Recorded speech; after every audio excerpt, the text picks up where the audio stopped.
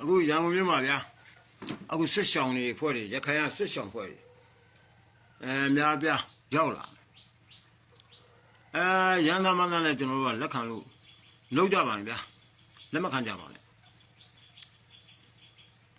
ရခိုင်တွေကလူမျိုးရေးစိတ်ဓာတ်တွေကထွန်းမြတ်နိုင်ကခွဲထားတယ်ဗျနော်မြန်မာဒီပေကနေမဲ့ရခိုင်လူမျိုးဆိုပြီးတော့မြန်မာမုံတီးရေးကွာတာနဲ့တွေ့ခွဲထားကြအဲ့ဒီမှာကျွန်တော်တို့ရခိုင်တပုံတွေမပါဘူးလားပြောလို့မရဘူးဗျအမာခံတွေပါမှာပဲတို့အခုအများပြောင်းဝင်လာတယ်ဆိုတာအဲ့စဉ်းစားစရာဖြစ်နေပြီဗျအရင်ဆုံးလူအင်အားတွေပို့မယ်နောက်ပြီးတော့တူဝါနဲ့နေမယ်ပြီးလက်နဲ့တွေနောက်ကပို့မယ်ရန်ကုန်တပြိုင်တည်းကြိတ်မယ်ဆိုတော့တို့ရဲ့ procedure တွေလည်းပါမှာပေါ့ဗျာဒီအစီအစဉ်တွေပေါ့နော်အဲ့တော့အများကြီးသတိထားရမယ်ဗျာ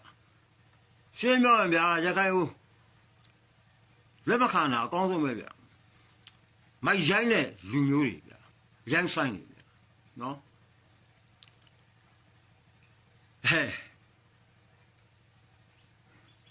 ရခိုင်မာလေးတော့သနာပါလေဗျာလက်ခံလိုက်ပါနော်မျိုးဆက်တစ်ကလေးရအောင်လို့လှုပ်ပြရမှာဗျာနော်အကုန်လုံးဖားရခိုင်မာလေးတွေတားဖောက်ဆက်ယုံနဲ့ပုတ်ပလိုက်ဘူးကျွန်တော်လူသားကြောက်ပဲလူသားချင်းတော့အားလုံးစမ်းလာသို့တော်ဒါမဲ့ဒီလိုမြောက်ရိုင်းမိုက်ရိုင်းစုပ်ပြတ်တဲ့မျိုးနွယ်စုကိုကျွန်တော်မြန်မာနိုင်ငံမှာလက်မခံနိုင်ဘူးမြန်မာတက်ကမြန်မာလူမျိုးတွေလည်းပါတယ်လူ900ကျော်ကလေးတွေပါစားတင်မောမြုပ်ပြတ်တတ်ပြတာအရှင်လက်လက်တတ်တယ်အခုလဲနဘခ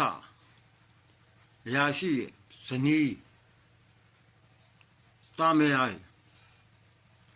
ကိုလုံးဒီချုပ်ကခိုင်းတယ်မရင်းကျင်ထွန်းမြတ်နိုင်မင်းတို့ရခိုင်လူမျိုးကတဖြည်းဖြည်းနဲ့ပျောက်သွားတော့မှာပါမြန်မာဝါမျိုးတော့မင်းအဲ့သဘောပေါက်လားဝိဆိုတာမကြောက်ဘူးကွနော်